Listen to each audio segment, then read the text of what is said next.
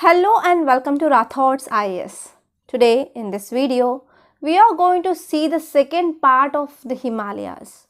So already we covered first part of Himalayas. So in this part, we are going to see vertical division, that is west to east division of Himalayas. And we are going to see the important features of that vertical division.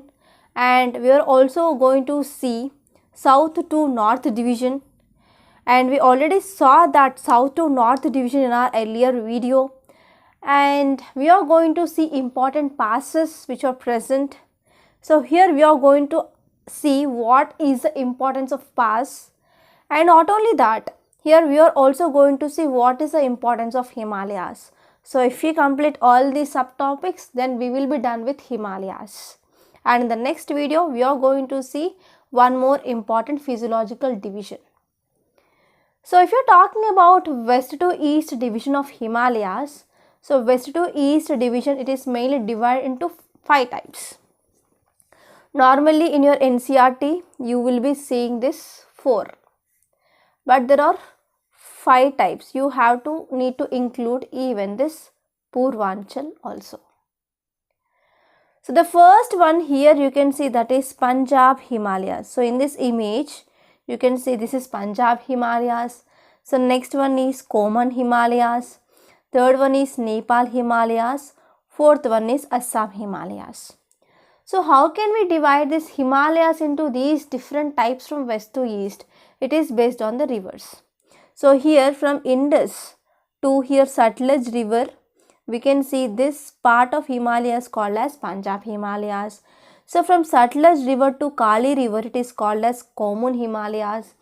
Kali river to Teesta river, it called as Nepal Himalayas.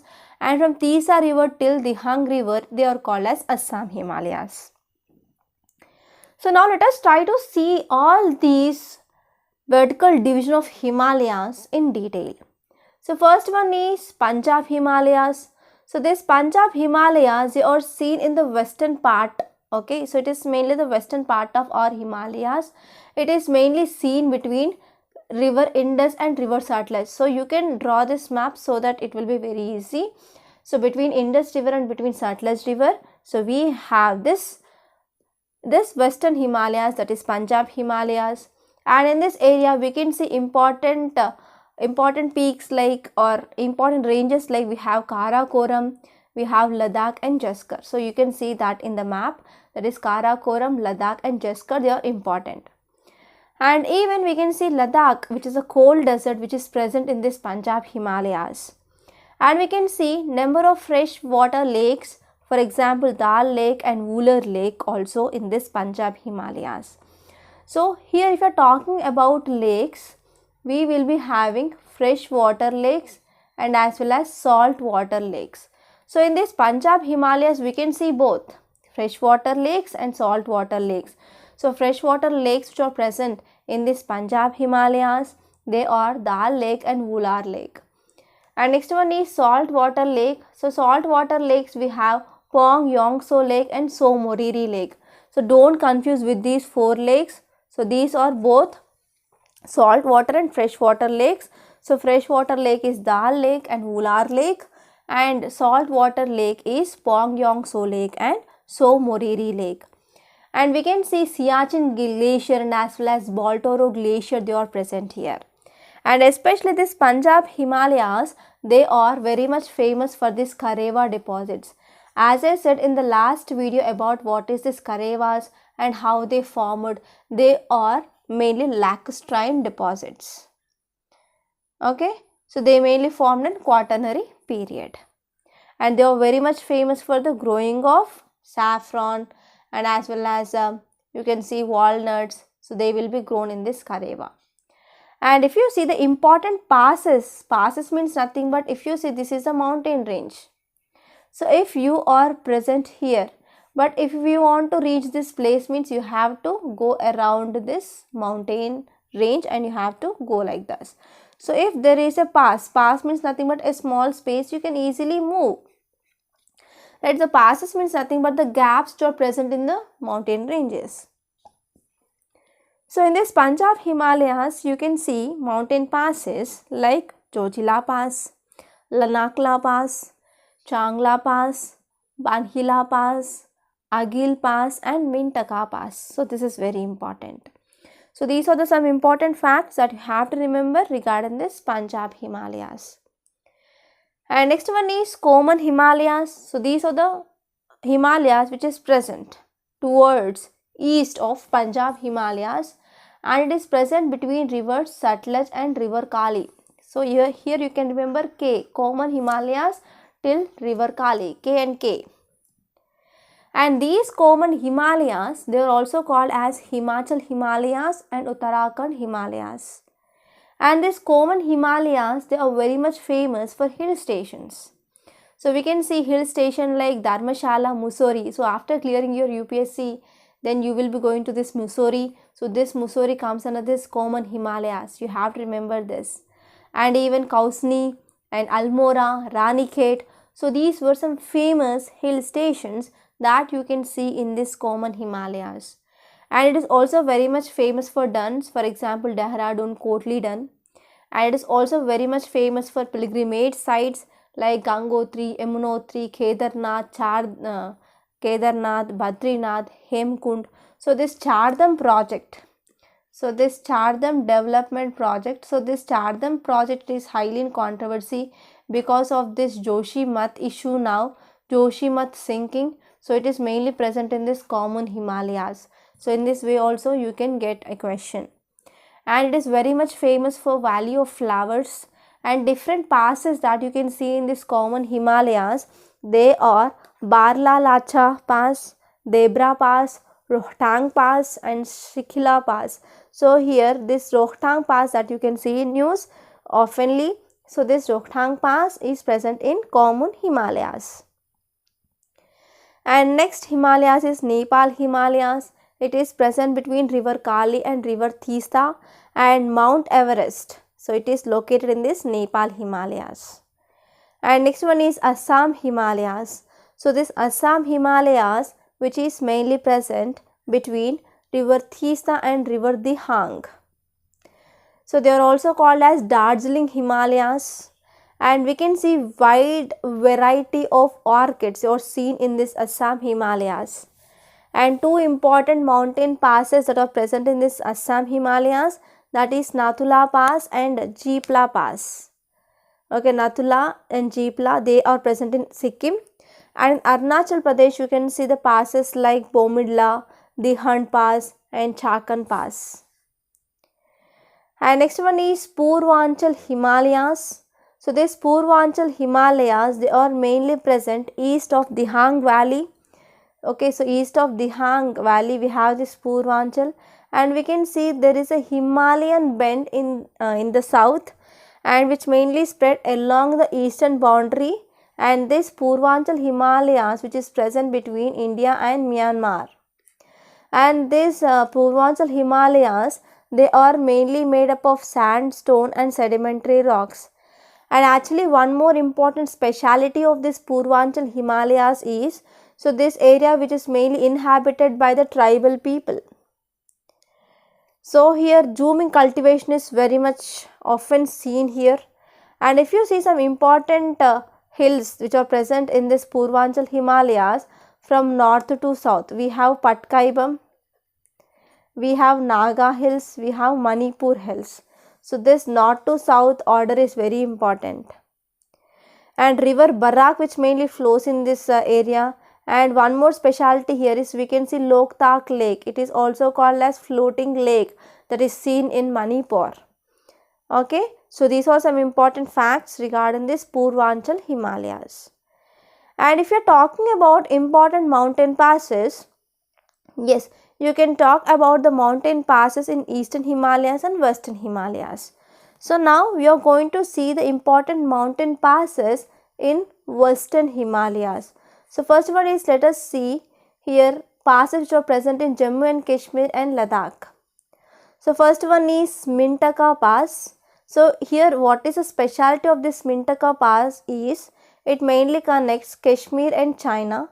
So it is mainly present at the tri-junction of India, China and Afghanistan. So which is a pass located at the tri-junction of India, China and Afghanistan? that is Mintaka Pass.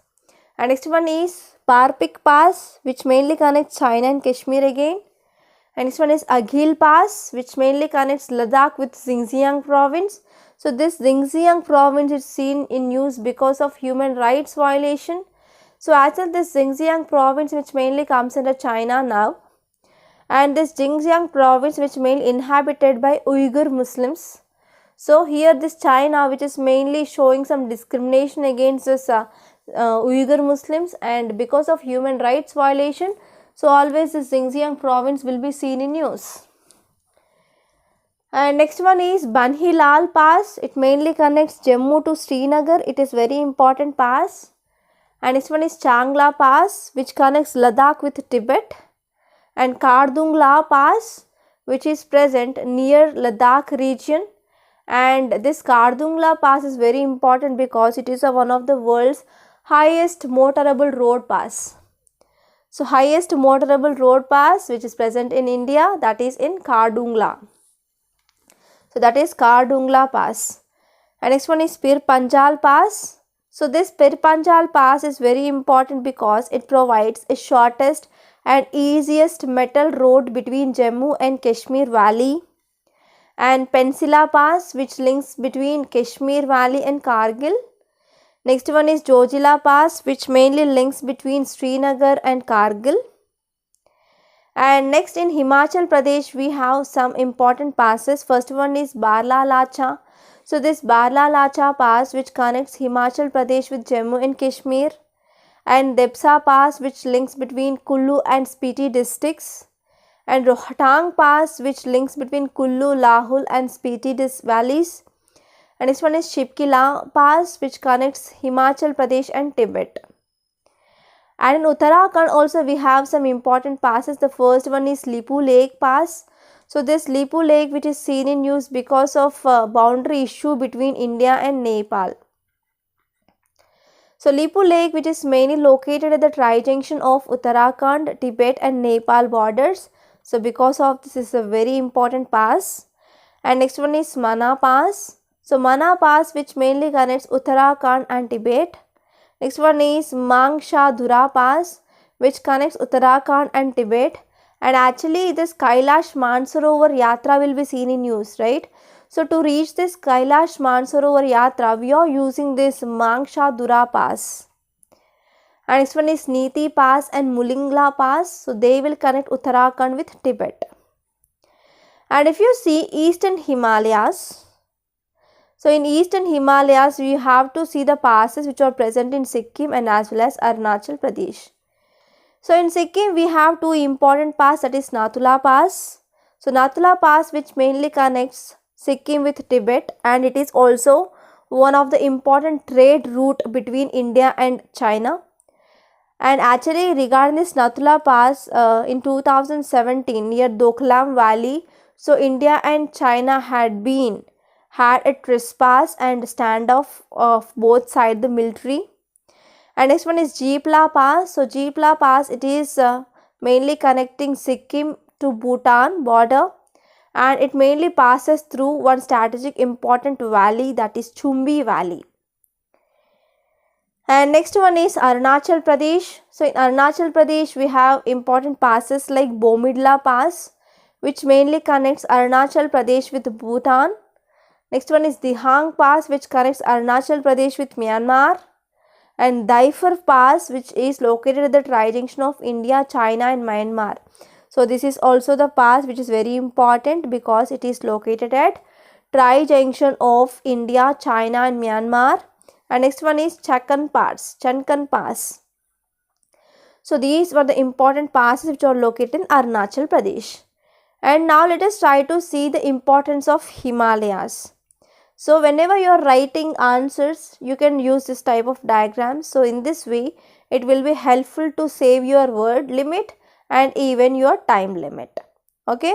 So what are the importance of Himalayas? Let us try to discuss one by one in detail. So first one here is climate influence. So how Himalayas will be useful in the climate influence? We have to know that. So if you see, there is impact of Himalayas on the climate of our country. you can talk about especially precipitation. So precipitation is nothing but rainfall and even temperature. So on this temperature and precipitation, here Himalayas which mainly have a huge impact. And if you are talking about the altitude of Himalayas, so because of the high altitude of Himalayas, so here it mainly helpful. So if you see the location of Himalayas, here we have, right? So this is the part peninsular India. So this is the Bay of Bengal here. This is the Arabian Sea. So what are the monsoonal branch which was coming here after hitting this Himalayas, they will be moving towards westwards. So because of this, Himalayas, they play an important role in the summer monsoon, and even they will be preventing the cold Siberian air masses which are coming from the polar region, right? So this is the one important thing. And next one is the defense. So in the defense also Himalayas plays an important role. So throughout the history, if you see the foreign invaders, they never entered from this Himalayas, but they chosen this northwestern part. They chosen this northwestern part to invade India, but not Himalayas. So because of this, yes, Himalayas are very important for the defense of our country. And we are also having or developing a network of highways which are mainly developed along this border area also, like China, Tibet, Nepal and Bhutan borders. And one important thing here is, so this Himalayas are very important for the source of perennial rivers. So most of the perennial rivers in the northern part of our country, they had been originated from this Himalayas. For example, you can talk about Indus River, you can talk about Ganga River and its tributaries, Brahmaputra River, and not only that, many lakes and many glaciers, springs are present in this area. And this Indus water treaty is in use. So India want to modify this Indus river treaty between India and Pakistan of 1960. So because of this, this Indus water will become very important. And next one is, it is also very important for the generation of electricity. For example, if you see, there are number of rivers had been originated from this Himalayas. So we came up with the building of different hydroelectricity projects. For example, Bakranangal Dam and as well as Giribata Dam, Pong Dam, Bassi, Silal, etc. So these were the number of projects which will be helpful for production of hydroelectricity. And even we can see, because of this Himalayas, it is also one of the important source of fertile soil. So here first Himalayas were formed, and after that whenever the rivers are flowing, they brought the sediments and they formed this Indo-Gangetic plains.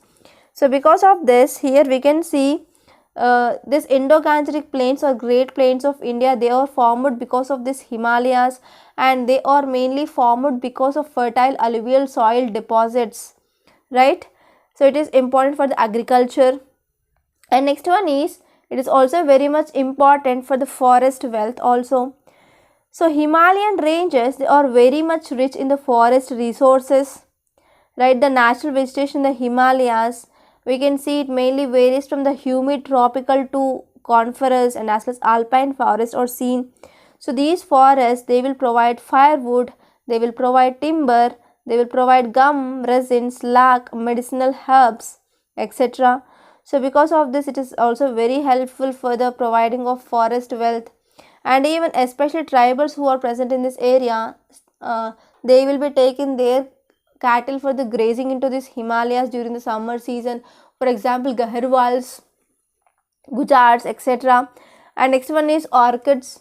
So here Himalayas are known for apple, peach, cherry, pear, mulberry, walnut, almond and as well as apricot orchards.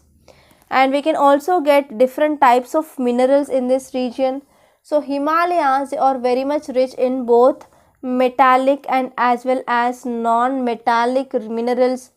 Actually, if you're talking about coal which is found in Jammu and Kashmir, so it is a very much pure form of coal that is seen here. And not only this, we can see copper, lead, zinc, nickel, cobalt, gold, silver, antimony, tungsten, magnesite. So even precious stones, they can be found in some states of Jammu and Kashmir, Himachal Pradesh, Uttarakhand, Sikkim and Arunachal Pradesh. And actually there is a poor accessibility because of rugged topography. And next one is, so Himalayas will be also promoting tourism. So Himalayas, they are very much well known for scenic and aesthetic beauty all over the world. So the Himalayas, they offer cool, invigorating climate when neighboring plains are in the grip of scorching heat of summer season. So because of this presence of number of hill stations in the Himalayas, so there are number of tourist centers in Himalayas are there. For example, you can talk about Srinagar, Gulmarg, Sonmarg, etc. And next one is, there are also pilgrimage sites. So apart from the tourist interest, even Himalayas, they will be having number of shrines and pilgrimage centers. For example, you can talk about Amarnath, Kailash, Vishnu Devi, Kedarnath, Badrinath, Gangotri, Yamunotri, Hemkud, etc. So these were some important famous pilgrimage sites which are present in this Himalayas. So this is about in detail regarding Himalayas. So I dealt with each and every aspect of Himalayas. So this is more than enough for your competitive examinations. So by this I am concluding. Thank you so much. And don't forget to subscribe to Rathod's IAS Academy. And for the PDF of this class, you can join the Telegram channel. Link is given in the description box. Thank you so much.